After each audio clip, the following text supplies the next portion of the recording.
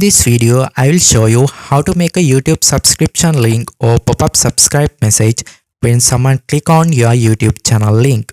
You can paste this link in the description box of your YouTube channel or social medias to get more subscribers to your channel. If you found this useful, please make sure to subscribe, share and comment.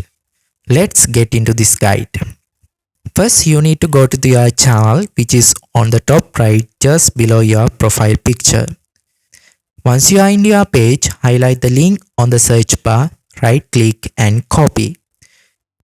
Then you can paste this link into a Word document. Now you have the channel link. If I click on this link, I will take to the YouTube channel. Currently, I have not subscribed from my personal account. But if I add this subscription link, first you will move to the subscribe button and then you will move to the channel.